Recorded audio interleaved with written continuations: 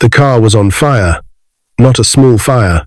A thick orange flame rolled out from under the bonnet like a hungry animal, licking the sides of the black SUV. The air smelled like burning rubber and melted plastic. People on the road shouted and ran back, but one woman ran forward. She was huge, broad shoulders, thick arms, muscles that looked like they were made from stone. Her old sleeveless top was torn at the neck, and her skirt was dusty. Her slippers were half broken, and she was homeless. "Madam, please don't go," someone screamed. The woman did not stop. She reached the SUV and tried the driver's door. It was jammed. She hit the window with her elbow. Once, twice, crack. On the third strike, the glass gave way. Inside, an old woman lay across the seat. Her grey hair was loose. Her face was pale, and her eyes were half open, like she was struggling to stay in the world. The old woman whispered something, but no one could hear it. The flames climbed higher. The homeless woman pushed her strong arms through the broken window, grabbed the old woman under her shoulders, and pulled. The old woman's head fell back. "Hold on," the homeless woman said, her voice low and firm. "Please hold on." She pulled again. The old woman's body slid toward the window like a heavy sack. The homeless woman clenched her jaw and used her whole back. Then finally the old woman came free. The homeless woman lifted her like a child. People gasped. Nobody expected a homeless woman to carry a rich-looking grandmother out of a burning car like it was nothing. But she did. She stepped back, holding the old woman tight against her chest, and moved away from the fire. Behind them, boom, the SUV burst louder, and the heat slapped the air. People screamed again. Someone dropped a shopping bag. Somebody's phone hit the ground. The homeless woman did not look back. She laid the old woman down gently on the road, away from the flames. The old woman's lips moved. This time, her words came out like a weak breath. "Please call my son." The homeless woman leaned closer. "Your son? Where is he?" The old woman's eyes rolled, but she forced them open, and then she said a name softly, like a secret.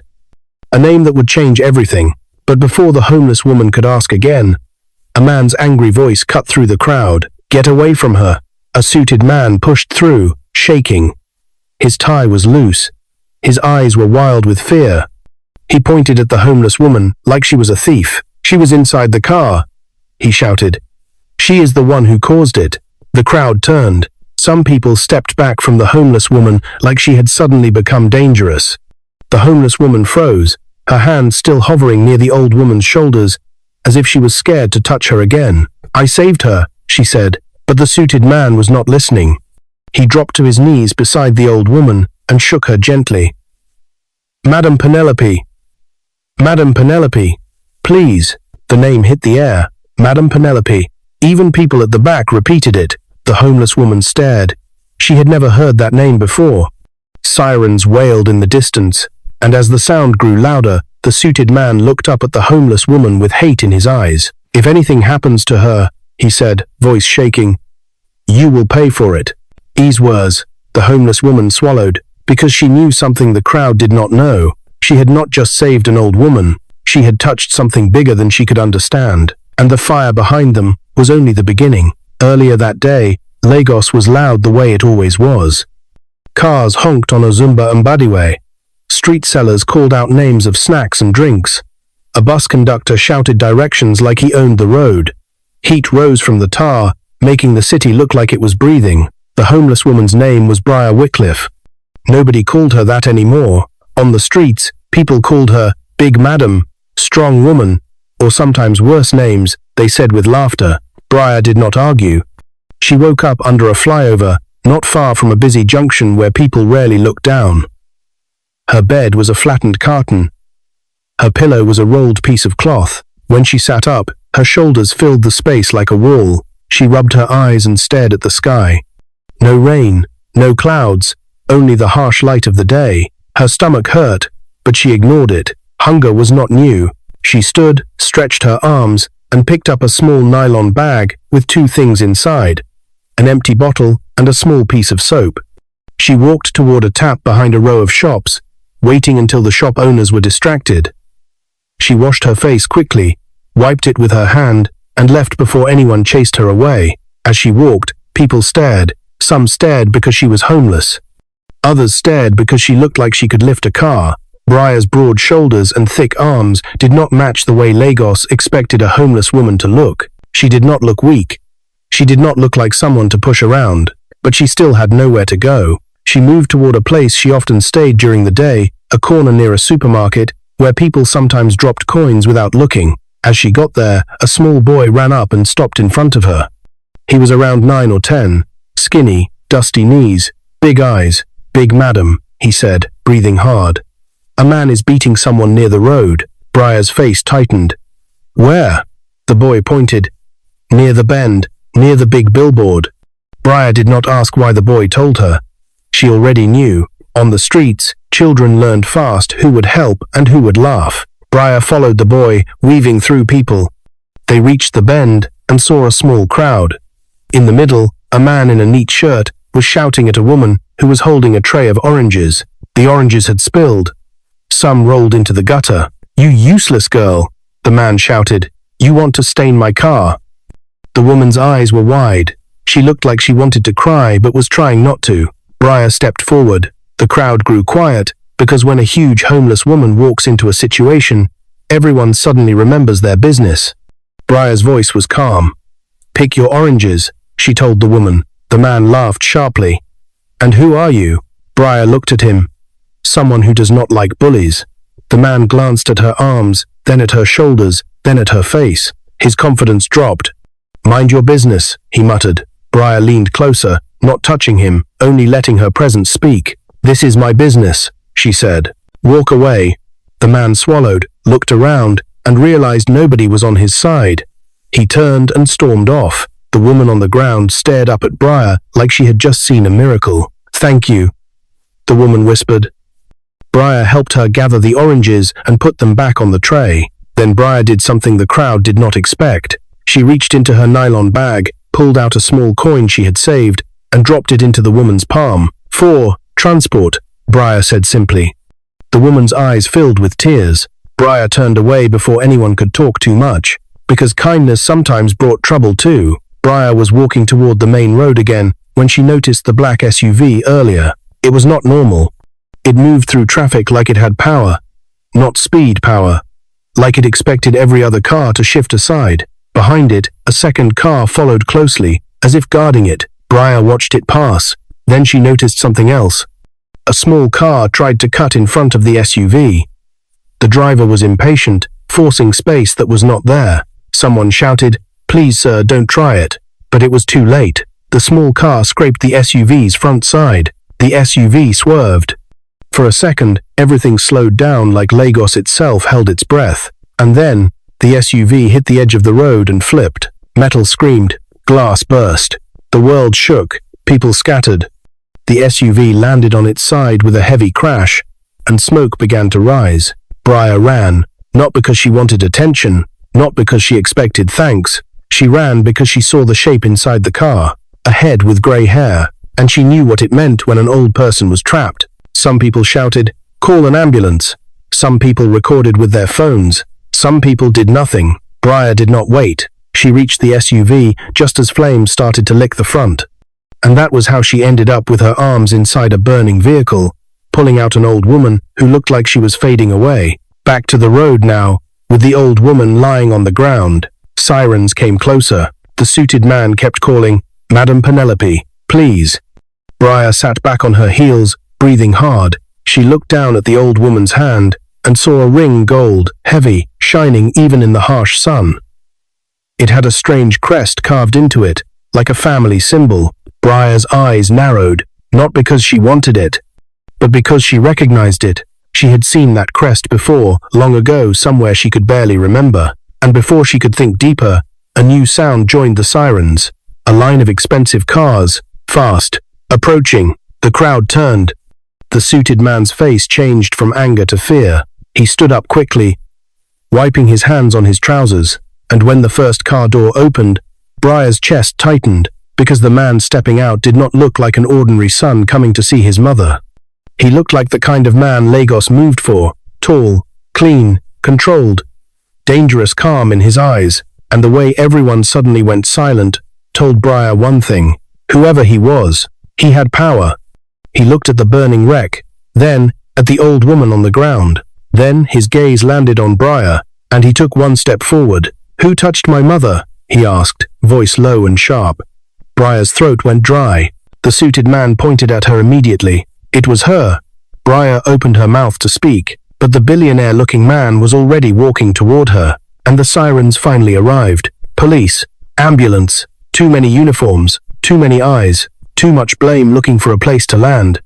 Briar's heart pounded as the man stopped right in front of her, towering over the space between them like a final judgment. Then he said her name, not Big Madam, not homeless woman, her real name. Briar Wycliffe. Briar's blood turned cold, because only one kind of person in Lagos would know that name, and she had no idea how he did. Briar did not answer.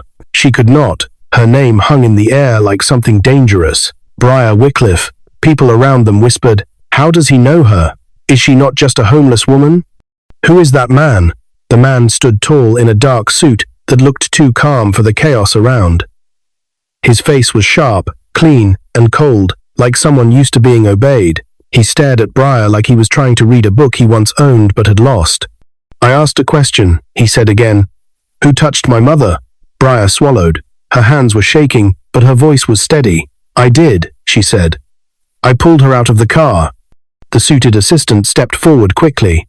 "Sir, she was inside the wreck when we arrived." "That is suspicious." Briar turned to him. "The car was burning. I broke the window. I carried her out. If I did not, she would be dead." Some people in the crowd nodded. Others looked unsure. The man's eyes never left Briar. He crouched beside the old woman and gently held her hand. "Mother," he said softly. "I am here." The old woman's eyelids fluttered. Her lips moved again. "Marcus," she whispered. The name rolled through the air like thunder. "Marcus." The man closed his eyes for a short moment, then opened them again. "I am here," he repeated.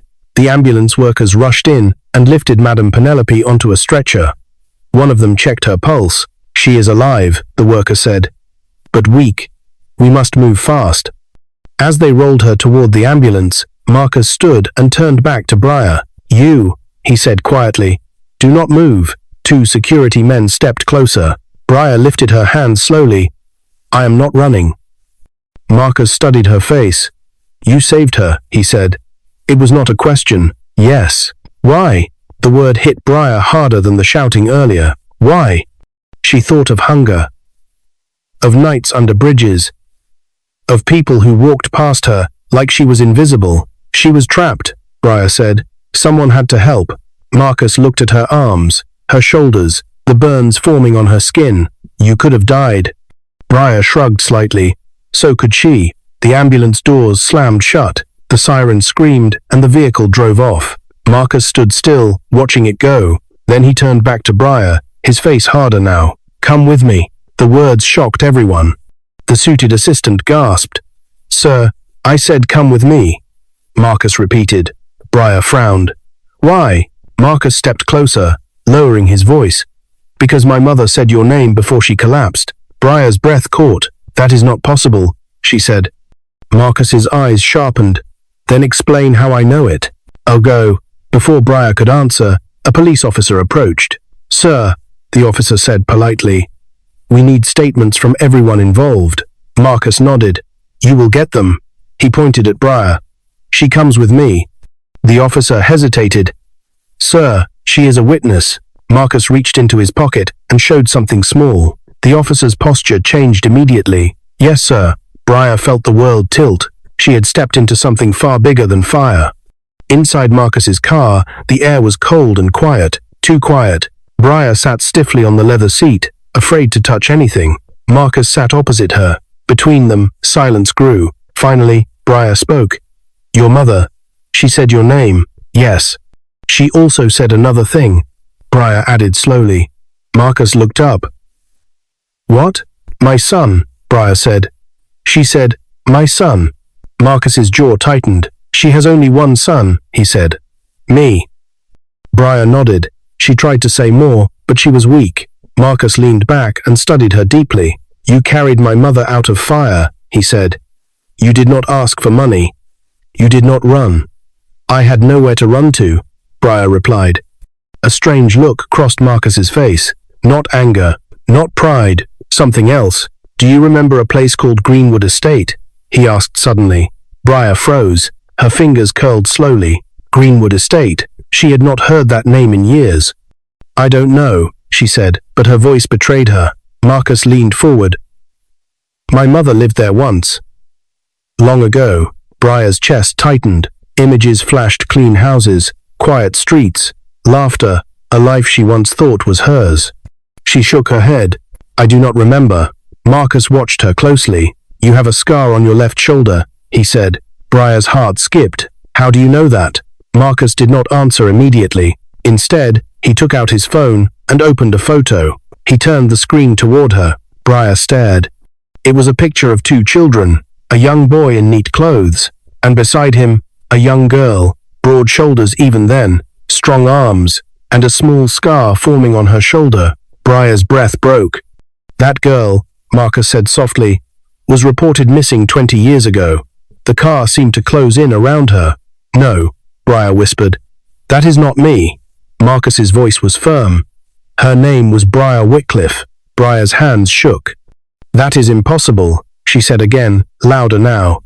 I have lived on the streets for years. Nobody came looking for me. Marcus's eyes darkened. Someone made sure you were never found. The car stopped suddenly. Briar looked out the window. They were at the gates of a massive private hospital. Security opened the gates quickly. Marcus looked at her one last time before opening his door. My mother is fighting for her life, he said. And you are tied to her past in ways neither of us understands. He stepped out, then paused. If she wakes up, he added, she will tell us the truth. Briar's heart pounded, because deep inside, she was already afraid of what that truth might be. And as the hospital doors closed behind them, Briar realized something terrifying. Saving that old woman had not rescued her from the streets. It had dragged her back into a life she did not remember, and a danger she could not escape. Madame Penelope did not wake up that night. Machines beeped softly around her hospital bed.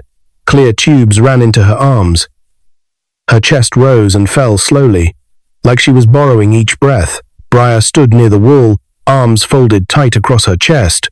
Marcus stood on the other side of the bed, silent. A doctor stepped away and spoke in a low voice. She is stable, but her condition is serious. Any shock could take her. Marcus nodded once. Thank you. When the doctor left, silence returned. Marcus turned to Briar. Sit. Briar did not argue. She sat. Start talking, Marcus said. Everything you remember about how you got to the streets. Briar shook her head. I already told you. I do not remember much. I lived on the streets. I survived. That is all. Marcus's jaw tightened. My mother does not call strangers by name. She barely spoke, Briar replied. Maybe she was confused. Marcus leaned closer. My mother never gets confused about family. Briar looked away. Marcus's voice dropped. Greenwood Estate. A fire in the kitchen. A child pushed out through the back door. Briar's breath caught. Images burst open in her mind without warning. Flames crawling up white walls. A woman screaming. A strong hand shoving her forward. Run, Briar. Briar stood up suddenly, knocking the chair back. No, she said. Stop. Marcus watched her carefully. You remember, he said. Briar's voice shook. I remember fire, and smoke, and someone telling me not to look back. Marcus's face hardened. That fire killed my father, he said. Briar froze. What? My mother survived. I survived. But my father did not. Briar's knees weakened. She sat again. I did not know, she whispered. Marcus's eyes burned. Someone took you away after that fire. You disappeared. My mother searched for years. Briar swallowed. I woke up in a place I did not know. People told me I had no family. Marcus nodded slowly. Because someone paid them. Before Briar could speak, Madame Penelope stirred. Both of them rushed to the bed. Her eyes opened slightly. Mother, Marcus said gently. It is me. Her gaze shifted, then landed on Briar. Her hand twitched. Briar, she whispered. Tears filled Briar's eyes. Yes, I am here. Madame Penelope struggled to speak. You saved me. Again. Marcus stiffened. Again? Madame Penelope swallowed hard. You saved me. Once before. Marcus stared. What does that mean? Madame Penelope's fingers tightened weakly around Briar's hand. They lied, she said. They took you. To punish me. Marcus's face darkened. Who? Madame Penelope's lips trembled. My brother. The words fell heavy. Marcus stepped back like he had been struck. That is not possible, he said. Uncle Harold is dead.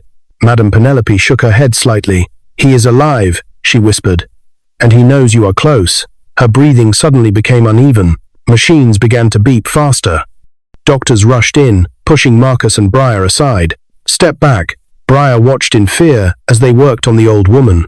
Marcus's fists clenched, and just before the doctors forced them out of the room, Madame Penelope's eyes locked on Briar one last time. Run, she mouthed. The doors closed. Marcus turned slowly to Briar, his face cold and sharp. If my uncle is alive, he said, then you are not safe. At that exact moment, Marcus's phone buzzed. He looked at the screen. His face changed. It's him, he said quietly. Briar's heart dropped. Who? Marcus looked up. The man who made sure you disappeared. And before Briar could react, the hospital lights flickered once, then twice, and somewhere down the corridor, a scream echoed. The scream cut through the hospital hallway like a knife. People ran. Nurses shouted orders. Security guards rushed past with heavy steps. Doors slammed open and shut. Marcus grabbed Briar's wrist. Stay close to me. They moved fast down the corridor. The lights were back on now, but fear still hung in the air.